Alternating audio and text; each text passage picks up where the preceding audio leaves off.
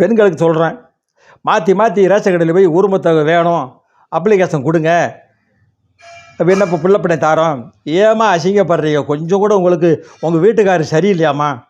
ஏம்மா இப்படி இருக்கிறீங்க? அந்த 1000 ரூபாவா வந்து உங்களுக்கு என்ன ஆக போகுதுங்கிறீங்க? என்ன செய்வீங்க? அந்த 1000 ரூபாவா வச்சு என்ன செய்வீங்க? வீடு கட்டிடுவீங்களா? மாதம் மாதம் வீடு கட்டிடுவீங்களா? பணத்தை சேமித்து வச்சுருவீங்களா? ஒரு சிலருக்கு குடியார் கனவை வந்து வாச்சிடுறான். இந்த 1000 அவன் பிடிங்கிட்டு போயிடுறான்ல, இந்த 1000 ரூபாய் ரோமத்தை விட்டு போய் வாங்காட்ட என்ன அப்படின்னு மக்கள் பேசிகிட்டு இருக்காங்க. நான் பேசலப்பா, என்ன நீங்கள் தப்பாக எடுத்துக்கிடாதீங்க. அதனால் உரிமத்தொகை வாங்குறதுக்கு அப்ளிகேஷன் கொடுக்குறாங்க, வாங்குறாங்க, வந்து ஆய்வு செய்வாங்க. இதுக்கு ஒரு டீம் வேறு போட்டிருக்காங்க. அவங்களுக்கு வேறு சம்பளம் தண்டம். மக்கள் வரி பணம் எப்படிலாம் போது வருங்க. ஒரு டீம் ஒர்க்கு மாவட்ட வாரியாக போட்டிருக்காங்க. 10 பேர் உட்காந்துருப்பாங்க. ஆளாளுக்கு இந்த செல்ஃபோன் ஏர்செல்லு இந்த பிஎஸ்என்எல் செல்லுக்கெலாம் உட்காந்துருப்பாங்க. சிம் கார்டு விற்கிற மாதிரி உட்காந்து விசாரிப்பாங்க. இந்த அசிங்கம் உங்களுக்கு தேவையா? இந்த 1000 ரூபாவா இங்கே உங்களுக்கு தேவையாமா அப்படின்னு மக்கள் பேசிகிட்டு இருக்காங்க. சமூக ஆர்வலர் பேசிகிட்டு இருக்காங்க.